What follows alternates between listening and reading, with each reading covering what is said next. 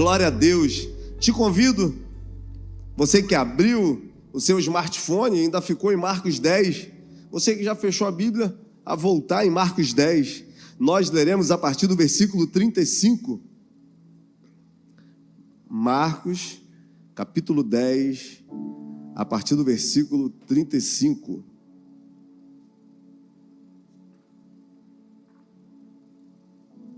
Está escrito assim: Então se aproximaram dele Tiago e João, filhos de Zebedeu, dizendo: Mestre, queremos que nos conceda o que nós vamos te pedir.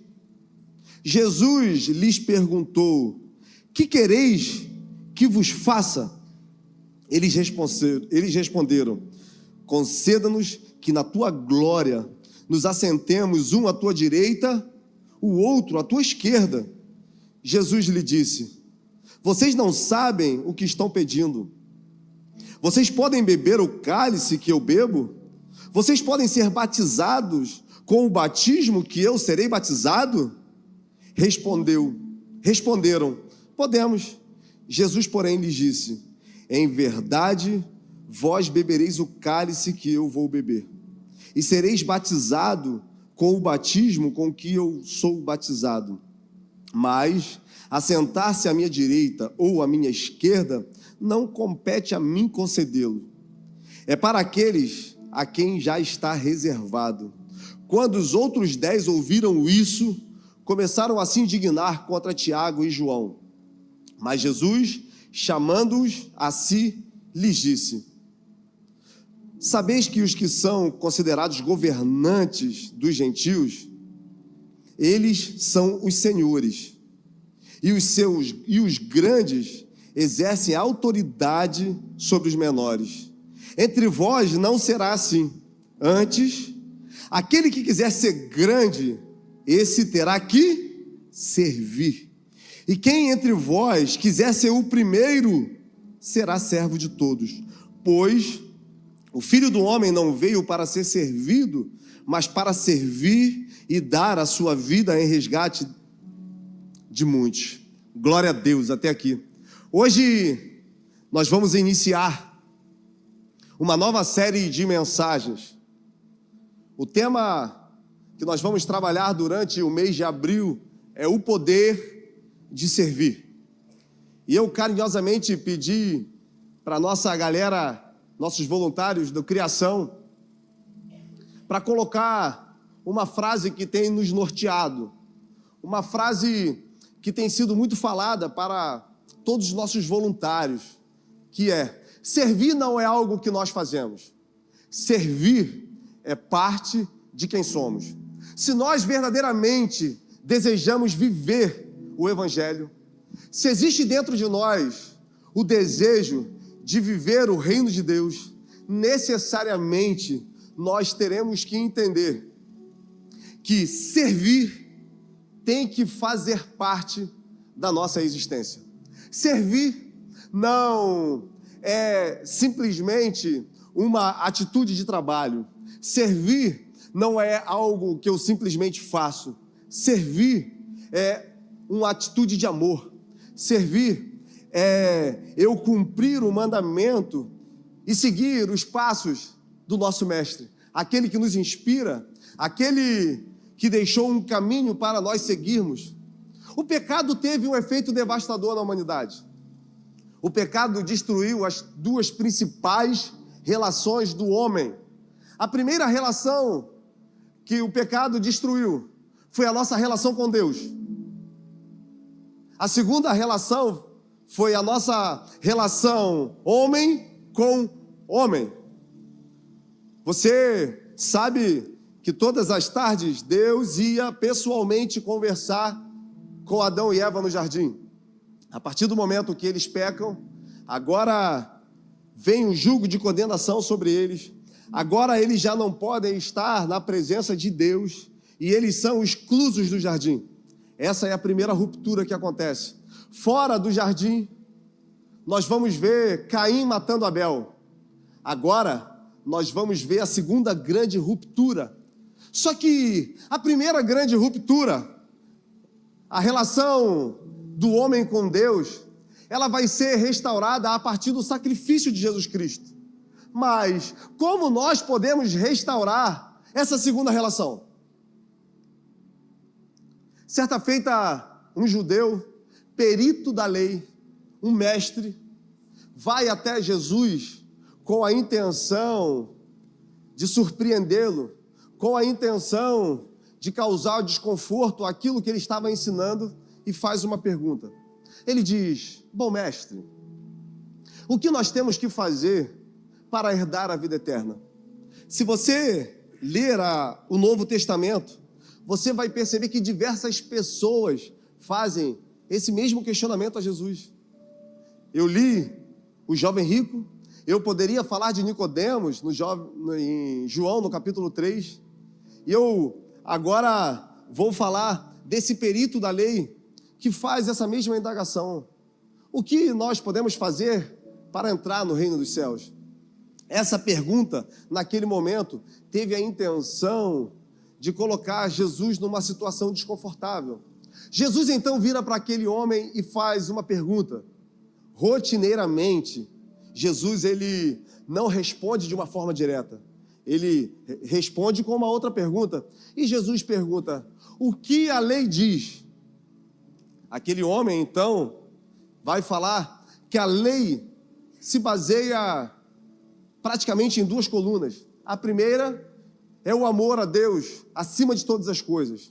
E a segunda é eu ter a capacidade de amar o meu próximo. Então, a primeira coluna, ela vai ser feita por Jesus.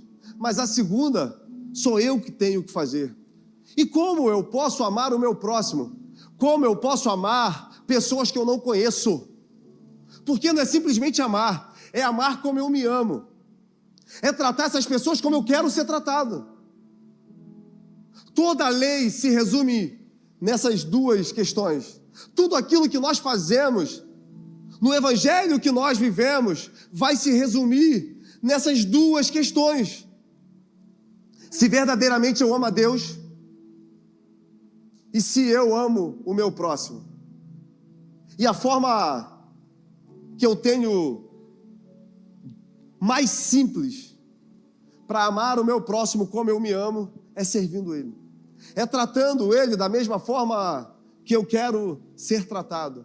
É colocando a pessoa em um lugar onde, de alguma forma, eu vou querer que ela viva o que eu estou vivendo. Nós conversamos com os voluntários, os servos da igreja rotineiramente. E muitos me perguntam: pastor, mas por que eu sirvo? E a minha resposta é sempre a mesma.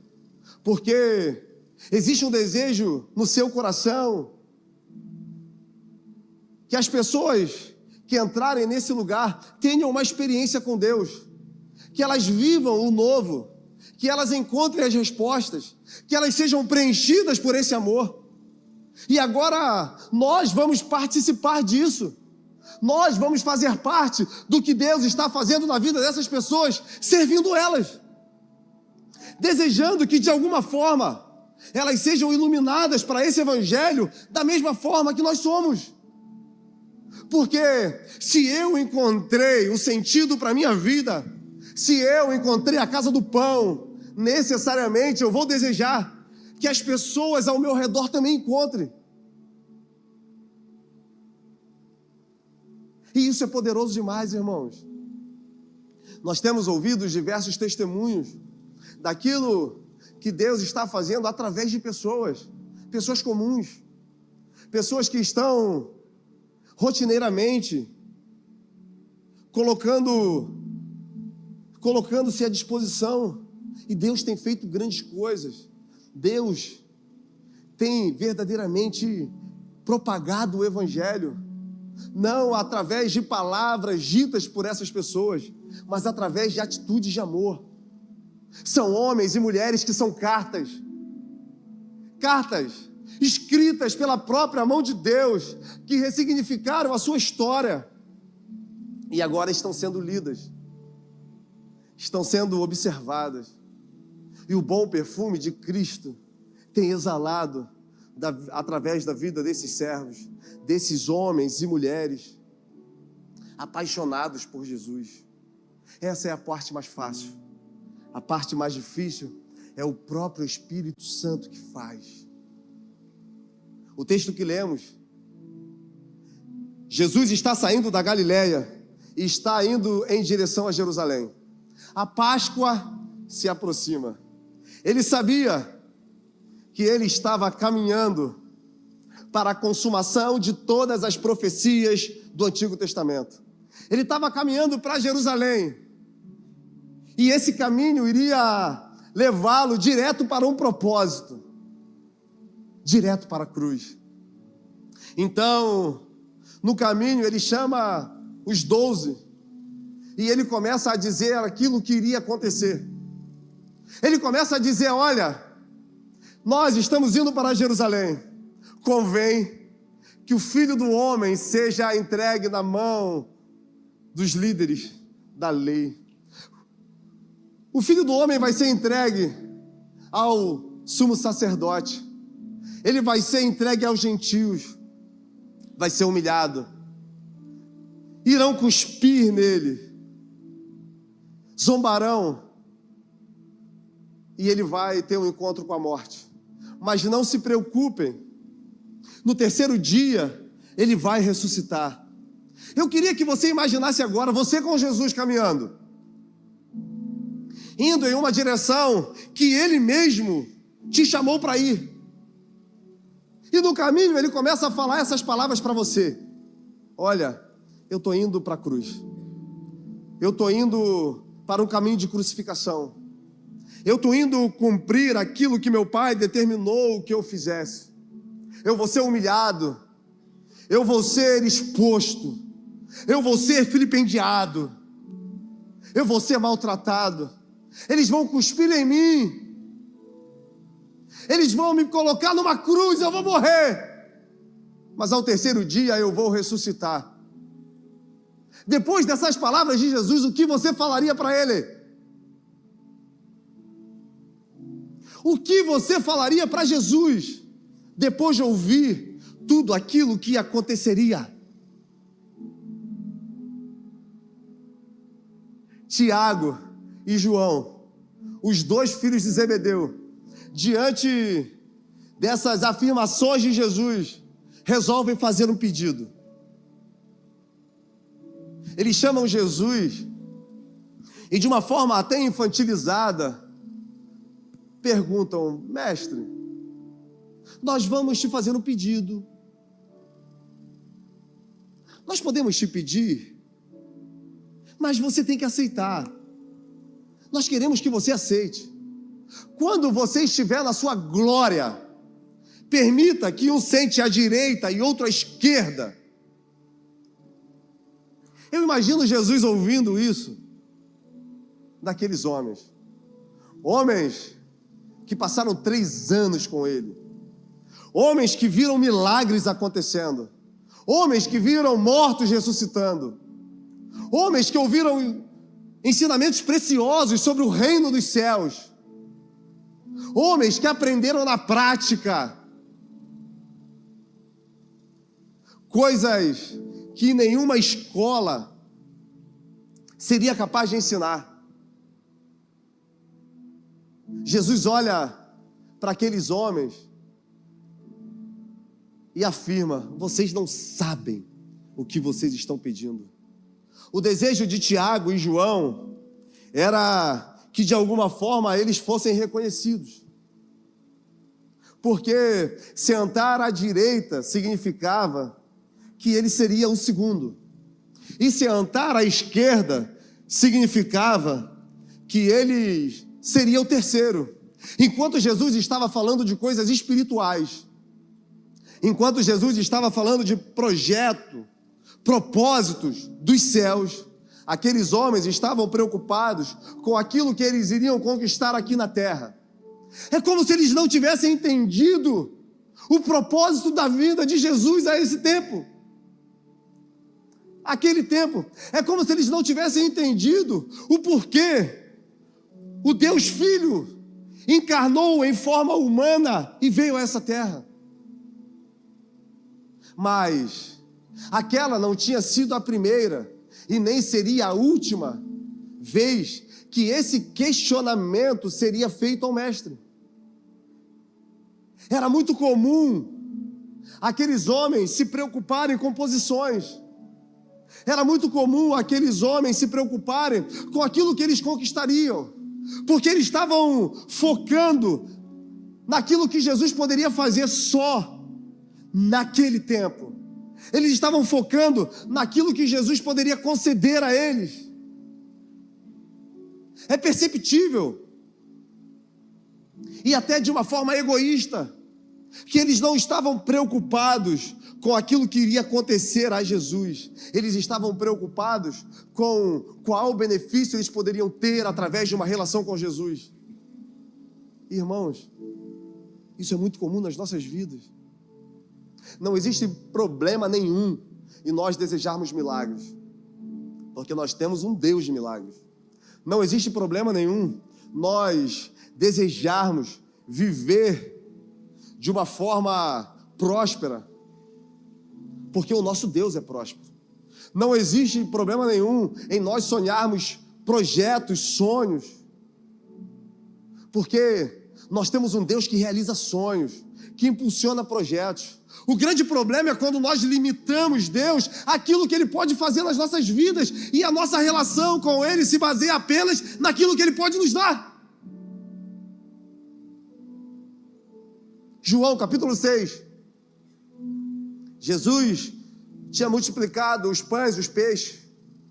Ele vai para Cafarnaum, depois vai para Tiberíades. Aqueles homens que viram a multiplicação, aqueles homens que foram alimentados, que tiveram a sua fome saciada, foram atrás de Jesus. E quando eles encontram Jesus, eles perguntam: mestre, você está aqui? Jesus vira para eles e fala: olha, vocês me procuram não pelos sinais, vocês me procuram não pelo que vocês estão vendo. O que Jesus está tentando mostrar: olha, todos os sinais que foram preditos no Antigo Testamento, tudo aquilo que os profetas apontaram, está acontecendo através da minha vida, e vocês não percebem. Vocês me seguem apenas porque vocês tiveram fome e eu dei pão a vocês. E ele continua: trabalhem para conquistar não coisas que a ferrugem corrói. Trabalhem para conquistar não só coisas terrenas. Trabalhem para conquistar não só coisas que são passageiras, mas trabalhem pelo que é eterno, e a eternidade passa por um nome, e esse nome é Jesus Cristo. Ele é o caminho para a eternidade. Ele é o caminho que nos leva para Deus.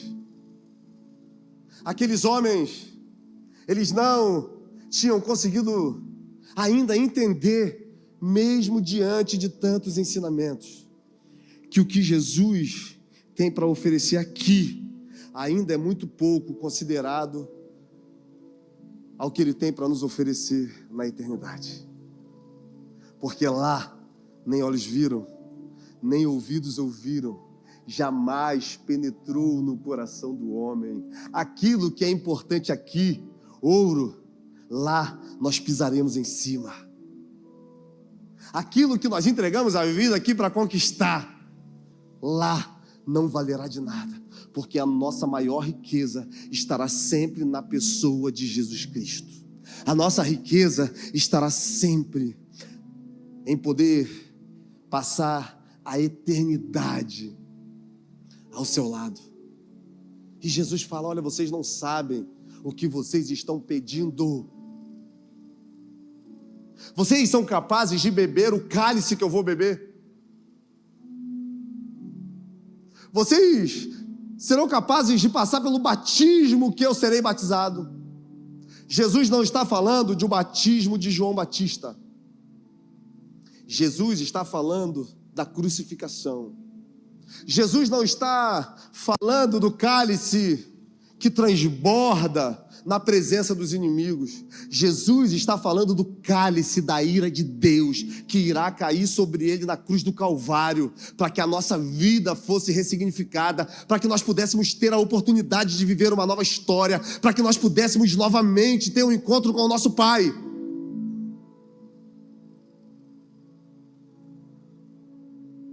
A ira de Deus se manifestou em Jesus Cristo naquela cruz. Ele foi maldito por nós. O castigo que nos traz a paz estava sobre ele. Pelas suas pisaduras nós fomos sarados. Nós podemos até viver um evangelho superficial. Nós podemos até viver um evangelho fake. Nós podemos até ser uma pessoa dentro da igreja e lá fora ser outra. Mas nós não podemos esquecer que a cruz foi dolorosa demais para Jesus Cristo. O preço que ele pagou por nós foi muito caro. O que ele foi submetido, a humilhação, a exposição, foi muito violento. Verdadeiramente, Deus resolveu manifestar a sua ira, a ira que ele tem contra o pecado na pessoa de Jesus Cristo. Ele tomou esse cálice e ele pergunta para Tiago e para João: vocês são capazes de beber do cálice que eu beberei? Vocês serão capazes de se batizar no batismo que eu serei batizado? Verdadeiramente aqueles homens não sabiam o que eles estavam pedindo. E eles também não sabiam aquilo que eles se tornariam. Por isso eles respondem: nós podemos sim beber desse cálice e ser batizado nesse batismo. Jesus sabia que naquele momento eles não tinham noção daquilo que eles estavam afirmando, mas que verdadeiramente eles passariam também por esse cálice. Eles enfrentariam também, por amor ao nome de Cristo, situações terríveis. Tiago foi o primeiro discípulo martirizado. Ele foi morto à espada. Ele foi cortado. João, existem muitos mitos, muitas histórias sobre ele, mas na verdade é que ele foi preso na ilha de Patmos. Ele passou os seus últimos dias isolado. Lá ele teve a revelação do Apocalipse, o livro da revelação. Perceba que Jesus não leva em consideração aquilo que nós somos no momento. O que mais me constrange no amor de Deus é que verdadeiramente Ele olha para algumas atitudes que nós tomamos e Ele não imputa sobre nós juízo. Ele dá sempre uma oportunidade de nós ressignificarmos a nossa vida. Ele dá sempre a oportunidade de nós olharmos para aquilo que nós estamos fazendo e nos arrependermos. E a partir de agora ter uma nova postura, ter um novo posicionamento. Ele não leva em consideração as nossas crises. Ele não leva em consideração aquilo que nós pedimos através de uma ignorância. Ou quem sabe até de uma vaidade, porque provavelmente Tiago e João, eles estavam movidos pela vaidade. Irmãos, em Lucas capítulo 22, e eu tenho certeza que uma hora nós vamos ter oportunidade de falar sobre isso. Jesus está ali na última ceia. Ele vai sair dali, vai ser preso. E enquanto Jesus vai falar: olha, esse é o meu corpo que é dado por vós, esse é o meu sangue que é dado por vós. Enquanto Jesus está ali falando aquilo que iria acontecer logo depois, a palavra vai dizer que acontece uma grande discussão entre os discípulos. E o que eles estão discutindo? Quem vai ser o maior? Perceba a paciência e o amor inesgotável de Deus. Como não nos constranger com esse amor? Como não nos constrangermos com essa paciência que Ele tem comigo e com você? Mesmo sendo imerecedores, mesmo sendo humanos, falhos, Ele nos amou de uma forma tão profunda que Ele não levou em consideração os nossos pecados, e Ele não leva em consideração a nossa ignorância. Os discípulos, mesmo 3 anos com Jesus, não tinham percebido ainda que o reino dos céus não segue o fluxo natural, não segue os padrões humanos. O reconhecimento, a luz da palavra de Deus não está em quem nós somos, não está naquilo que nós conquistamos, não está na minha fala eloquente, não está naquilo que nós fazemos, não está nas nossas habilidades. O sucesso no reino de Deus está na nossa capacidade de renunciar e nos mantermos fiéis à palavra dele. E termos uma vida de princípios, onde as nossas escolhas todos os dias nos levam para mais perto dele. Eles não tinham entendido, mas Jesus era a prova perfeita que Deus não vê como o homem vê. Porque nós vamos pegar a trajetória terrena de Jesus e nós vamos perceber que em nenhum momento ele busca para si glória, em nenhum momento ele faz nada que de alguma forma ele fosse privilegiado. Tudo o que ele fez foi sempre em favor do próximo. Tudo o que ele fez foi sempre em favor das pessoas que estavam ao seu redor.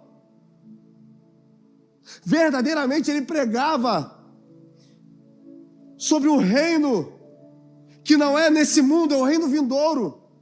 E ele tentava nos mostrar que a porta para esse reino era ele mesmo. Mas aqueles homens, eles não tinham entendido. E Jesus continua, olha, os maiores, os senhores aqui na terra, o padrão terreno é o seguinte: aqueles que são senhores, aqueles que são governantes, eles são servidos. As pessoas os servem. Eles dominam sobre os pequenos. Mas entre vocês não vai ser assim. Aquele que quiser ser grande, se torne pequeno. Aquele que quiser ser o primeiro, seja o... E ele fala algo que é poderoso demais quando ele afirma: o Filho do Homem não veio para ser servido. O Filho do Homem veio para servir e dar a sua vida em amor a muitos. O que ele está tentando nos mostrar? Aquilo que se torna real lá em Lucas, no capítulo 4. Jesus tinha uma noção exata da sua missão. Ele sabia que ele teria muito pouco tempo, mas ele foi muito pontual, ele foi muito assertivo em tudo aquilo que ele fez. Em Lucas capítulo 4, é sábado pela manhã, ele chega numa sinagoga, ele abre o rolo, pergaminho, e ele diz, olha, ele abre em Isaías capítulo 61, que diz assim: o Espírito de Deus está sobre mim, porque ele me ungiu para pregar as boas novas aos pobres de espírito. Ele me ungiu para pregar libertação aos cativos, para restaurar a vista aos cegos, para restaurar a audição aos surdos e apregoar e revelar o ano aceitável do Senhor. O que ele está dizendo? Olha, o Espírito de Deus está em mim, eu sou ungido e eu venho aqui com essa missão, revelar o reino de Deus, as boas novas, as boas notícias, àqueles que são perseguidos, àqueles que são marginalizados, àqueles que não são assistidos. Perceba que Jesus, ele sabia aquilo que ele faria, e nós sabemos que ele é o nosso modelo. Nós sabemos que tudo aquilo que ele fez teve a intenção de decifrar para nós o reino de Deus, para que nós pudéssemos seguir os seus passos. E seguir os passos de Jesus vai sempre nos levar para um lugar onde nós nos colocaremos numa posição de servo, porque ele mesmo não veio para ser servido, ele veio para servir. Ele veio para nos entregar. Entregar o quê, Glautinho? Entregar a possibilidade de uma eternidade ao lado de Deus. Entregar a possibilidade de termos uma vida nova. Entregar-nos a possibilidade da nossa vida ser um instrumento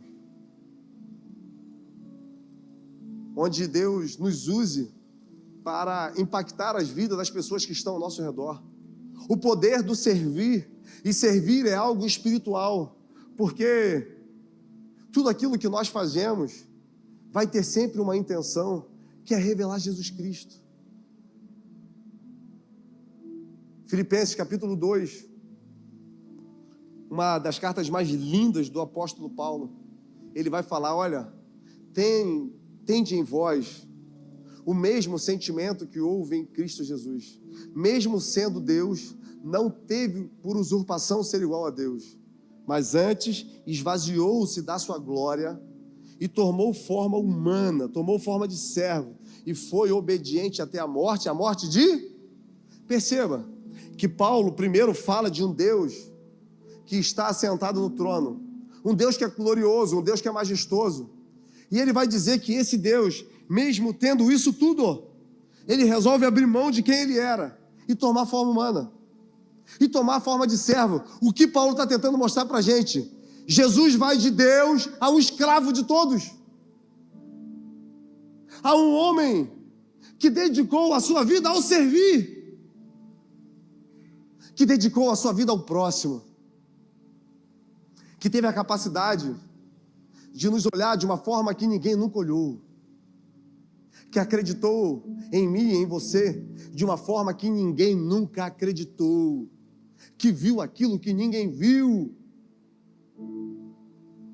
E é esse mesmo sentimento que nós temos que ter, essa mesma postura que nós temos que adotar na nossa vida, porque servir é uma missão, servir é um apontamento dos céus, servir é a possibilidade de eu fazer parte daquilo que Deus está fazendo na vida das pessoas. A gente conversa com a nossa galera e a gente fala, olha, para Deus, a pessoa que está no estacionamento servindo, que está ali ajudando a estacionar os carros, não é menos importante que os levitas que estão aqui louvando. As pessoas que estão ali na portaria, elas não são menos importantes do que a pessoa que está pregando. Quando Deus olha, Ele não está preocupado com aquilo que nós estamos fazendo, Ele está preocupado com aquilo que está sendo exalado dos nossos corações. Ele está preocupado com as nossas motivações, porque alguns pregam falando, outros pregam vivendo, outros pregam abraçando, outros pregam sorrindo, outros pregam apertando a mão. Por isso que o corpo é perfeito. Nós somos como um corpo com muitos membros, mas todos têm apenas uma finalidade. E a finalidade central tem que ser sempre adorar a Jesus com aquilo que nós estamos fazendo e revelar o seu amor para as pessoas que estão precisando de amor. Eu não sei como você entra aqui nessa noite. Eu não sei quais experiências você tem tido. Eu não sei como está a sua vida com você e a sua vida com Deus. Mas quem sabe nessa noite você está aqui e o que você precisa entender é que o Deus Filho te amou tanto que tomou forma humana e Ele veio aqui na terra para ser um caminho que te leva de volta para Deus. Ele tomou forma de servo para te oferecer algo que vai preencher a sua vida, não só nesse tempo, mas eternamente. Ele tomou forma de servo para te dar a oportunidade de viver uma nova história. Mas, de repente, você já entendeu isso. E hoje você está aqui e precisa ouvir que Deus não transformou a sua história para você apenas ficar se alimentando dessa presença todos os domingos. Que você não deve apenas se relacionar com Deus, mas você deve se relacionar com pessoas e revelar Deus. Quem sabe o que você precisa ouvir é que existe um propósito na sua vida. Deus não te fez por acaso, Ele não te salvou à toa. Não é simplesmente para que a sua vida continue seguindo o fluxo normal. o que Deus fez na sua história. Vai de encontro a um propósito que Ele tem para a sua vida. E esse propósito é que você sirva pessoas. É que você ame essas pessoas ao ponto de servi-las. E revele Jesus para Ele através de quem você é. Porque o servir é poderoso por isso. São grandes advogados, grandes médicos, grandes empresários, grandes professores, grandes autônomos, que têm a capacidade de não olhar aquilo que eles conquistaram, mas se colocar em um lugar onde serve pessoas que muitas vezes não têm nada. É isso que é gastar a vida em Deus. O Evangelho vai sempre me levar em direção ao próximo. O Evangelho vai sempre me levar em direção àquelas pessoas que precisam. Nada foi capaz de desviar Jesus do plano que já tinha sido estabelecido por Deus para ele. Por diversas vezes tentaram antes do tempo botar Jesus em um lugar de glória. São diversas vezes que Jesus fazia um milagre e as pessoas queriam de alguma forma proclamar o rei, queria de alguma forma iniciar uma rebelião e que ele fosse essa figura central, porque a ideia do povo sempre foi combater Roma. A ideia do povo sempre foi conquistar uma liberdade terrena. Mas o que Jesus estava oferecendo não se comparava a isso. A revolução do reino de Deus é incrível, porque Ele conseguiu pegar as verdades dos céus e colocar no coração de pessoas que estavam totalmente à margem da sociedade. Pessoas que carinhosamente nós chamamos de improváveis. Nós estamos aqui em 2025 e o Evangelho chegou até a gente nesse tempo. É claro que existia um propósito, um plano de Deus, nada interromperia, mas Jesus pegou as verdades dos céus, pegou 12 homens e colocou dentro desses homens. E por mais que no primeiro momento eles não entendessem, por mais que no primeiro momento eles estivessem buscando reconhecimento, por mais que no primeiro momento eles estivessem esperando que Jesus estabeleceria seu reino aqui, chega um momento que a chave vira na mente desses homens. Chega um momento que já não importa mais viver ou morrer. Chega um momento que já não importa mais nem a vida deles. Porque o que eles encontraram foi tão precioso, foi tão grandioso, que nada mais tem valor. Esse dia, eu estava ouvindo um podcast de um pastor muito famoso. E ele virou e falou assim: o que é que Paulo viu para ter a vida transformada, para se entregar por amor ao Evangelho, para ser martirizado? O que é que Pedro viu para largar as suas redes, para seguir esse caminho? E ele começou a falar sobre diversos homens. O que é que esses homens viram? E essa resposta é óbvia. Eles viram o próprio Deus em pessoa, através do seu Filho Jesus Cristo. Porque quando nós olhamos para Jesus, é impossível nós sermos a mesma pessoa. Quando nós olhamos para Jesus, quando nós temos a revelação de quem Ele é, irmãos, é poderoso demais. Quando você consegue olhar verdadeiramente para quem Ele é, quando Ele olha para você, é como um caminhão abarrotado de carga que está a ribanceira abaixo. E de repente lá está um Fusca, um carro. E esse caminhão, ele atravessa aquele carro. Não tem mais a possibilidade dele voltar a ser aquilo que ele era. Se você teve um encontro com esse Evangelho e você continua com as mesmas práticas que você tinha, eu sinto em te dizer, você não teve um encontro com Jesus. Se você está aqui, já passou por diversos projetos,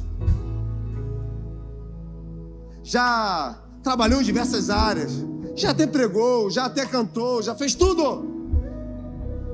Mas se as suas atitudes continuam sendo a mesma, você não teve um encontro com Jesus.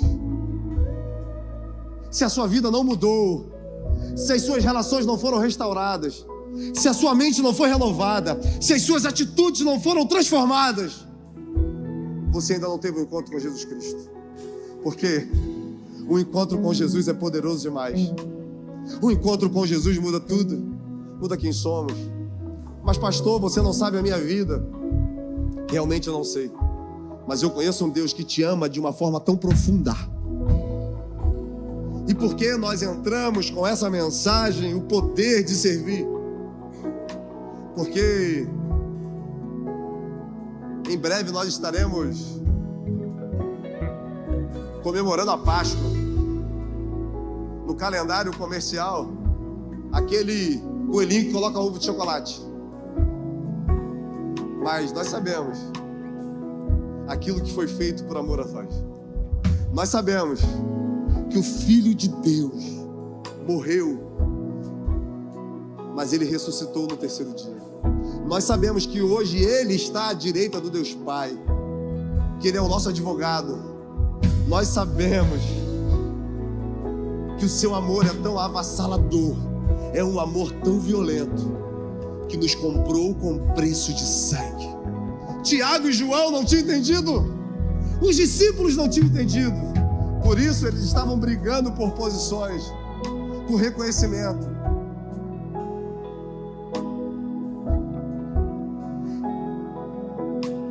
E por diversas vezes, na luz da palavra, nós vamos ver homens buscando coisas que não vão conseguir de nenhuma forma saciá-los. Quem sabe você está aqui nessa noite, você já buscou em todos os lugares, você já buscou em todas as pessoas, você já buscou em dinheiro. Ou quem sabe você está buscando, eu sinto muito te informar, você não vai conseguir se preencher. O homem mais sábio que pisou na terra se chama Salomão. E no livro de Eclesiastes ele vai dizer: eu dei tudo aquilo que os meus olhos desejaram. Eu construí tudo aquilo que eu quis. Eu me entreguei para todas as mulheres que eu desejei. Eu fui para todos os lugares. Mas no final eu percebi que isso tudo foi como correr atrás do vento. E ele vai falar aquela poderosa frase que muitas vezes nós repetimos: vaidade. Apenas o que ele está querendo dizer: cara, eu tentei me preencher, eu tentei buscar de todas as formas algo que desse sentido à minha vida, mas eu corri atrás do vento, porque ele sabia que a verdadeira satisfação estava na relação dele com Deus. A nossa verdadeira satisfação está na relação com Jesus Cristo, porque nós podemos passar por tempestades, nós podemos passar por inseguranças, nós podemos passar por desertos, dias maus, mas irmãos, é poderoso demais saber que nós não estamos sozinhos.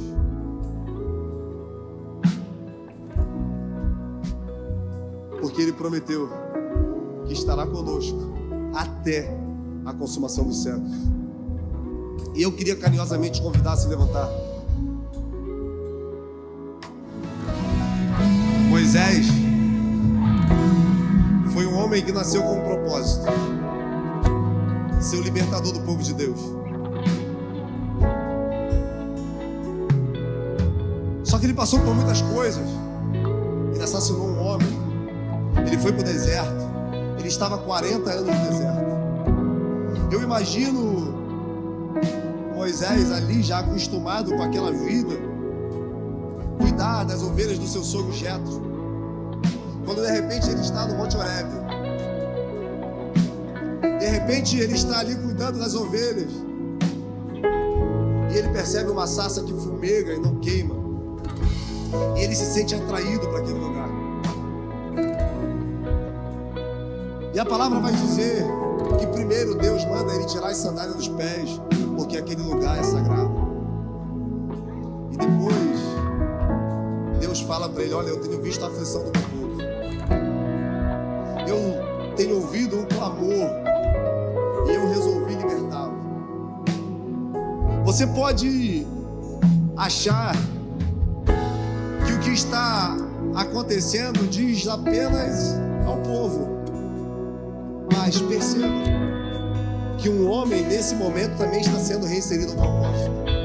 Um homem nesse momento, ele está sendo provocado a parar de olhar para aquilo que ele está fazendo, aquilo que ele já estava acostumado. E agora ele está sendo apontado para um caminho onde ele viveria tudo aquilo que ele foi projetado para ser. Quem sabe você chega aqui nessa noite e verdadeiramente você tem buscado riquezas, verdadeiramente você tem buscado prazeres, mas existe um propósito de Deus na sua vida, cara. Quem sabe você tem buscado reconhecimento, fama, poder. Existe um propósito de Deus na sua vida, cara. Existe algo que Deus sonhou antes mesmo de você nascer. Existe algo que foi gerado no coração de Deus sobre você.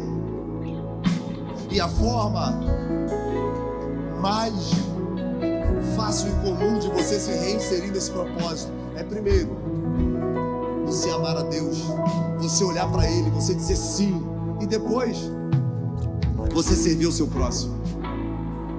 Você tem a capacidade de colocar-se no lugar de escravo, porque servo é escravo. Nós não temos tempo, até passamos, peço desculpa, mas eu queria que você fechasse seus olhos. Eu queria verdadeiramente que você fosse sincero com Deus nesse momento. Que você tivesse a capacidade de olhar para as suas motivações, para as suas intenções. Que você olhasse agora para aquilo que tem dado sentido à sua vida, para aquilo que tem te direcionado. E eu queria que você respondesse para você se esse caminho que você está indo é um caminho que Deus apontou ou é apenas um caminho que você resolveu trilhar. Quando eu estava no mundo, sabe o que eu tinha muito medo? Era chegar na minha idade avançada, já bem velho, olhar para trás e pensar, meu Deus, eu fiz tanta coisa, mas aquilo que Deus me comissionou para fazer, aquilo que eu fui planejado para fazer, aquilo que Deus me gerou para fazer, isso sempre foi secundário, nunca foi uma prioridade. E hoje eu percebo que eu conquistei, que eu fiz tudo que eu quis, mas eu perdi a oportunidade de viver o propósito e os sonhos de Deus para minha vida. E eu queria orar junto com você. Se essa palavra falou com você, coloque a mão na direção do seu coração. Mas se hoje você quer se entregar para Jesus, se hoje você quer ter uma vida nova, se hoje você quer ressignificar sua relação com Ele, eu queria que você erguesse as suas mãos onde você estiver. Isso. Se de repente hoje você quer aceitar Jesus como Senhor na sua vida, ainda não teve a oportunidade, eu queria que você levantasse as duas mãos, fizesse sinal para Ele. Amém. Pai amado, Pai querido, nós louvamos o Teu nome, Jesus. Te agradecemos, Deus, porque o Senhor tem nos despertado a viver uma vida nova. O Senhor tem nos provocado, Pai, a não ter mais um olhar apenas egoísta, egocêntrico, mas a começar, Deus, a ter uma visão de Deus. Levante homens e mulheres com visão dos céus nesse lugar, Pai. Levante homens e mulheres apaixonados por servir nesse lugar, Deus. Ah, Pai, nós queremos ter a nossa vida transformada, ressignificada. Deus, nós não queremos viver uma vida onde no final a gente olhe e perceba que não fizemos aquilo que nós fomos comissionados a fazer. Enche-nos do Teu Espírito, Pai. Preencha-nos com a Tua verdade. Ressignifique, Pai, as nossas intenções. Ah, Deus, traz à luz o propósito que o Senhor tem para as nossas vidas, Pai. Coloque em nós um coração de servo, um coração obediente, um coração disponível, um coração disposto, um coração, Pai, que não busca os seus próprios interesses, um coração que não, Pai, alimente o seu próprio ego. Tira, Pai, o coração vaidoso. Tira, Deus, tudo que não for do Senhor nesse lugar. Não permita, Pai, que a gente viva um evangelho de mentira, um evangelho onde a sua verdade não está sendo estabelecida, um evangelho, Pai, que alimenta a nossa alma, mas não transforma o nosso coração, Pai. Ah, Deus, eu profetizo na vida desses homens e mulheres que estão com a mão na direção do coração, Pai, que sentem que essa palavra foi um chamado para uma nova história, para um novo começo. Que o Senhor venha, Pai, continuar trabalhando, que o Senhor venha continuar provocando. Ah, Deus, não nos deixe dormir em paz se nós não estivermos fazendo o que o Senhor quer, se nós não estivermos perto do Senhor.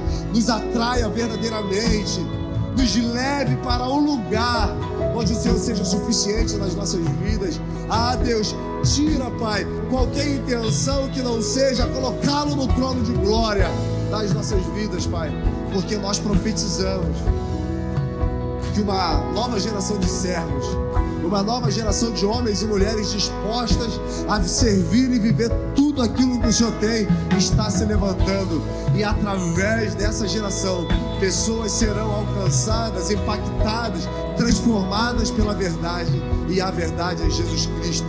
Pai, nos leve em paz para os nossos lares, segura nas nossas mãos, nos livre, Pai, dos homens maus, que tudo aquilo que nós colocarmos nas nossas mãos prospere, que onde nós colocarmos os nossos pés, o Senhor esteja conosco, e que a sua graça, que é melhor do que qualquer coisa que nós possamos experimentar, seja na nossa vida e na vida de todos aqueles que esperam a sua volta. E eu oro em nome de Jesus. Você que pode, aplauda ao Senhor. Vai em paz, que Deus te abençoe.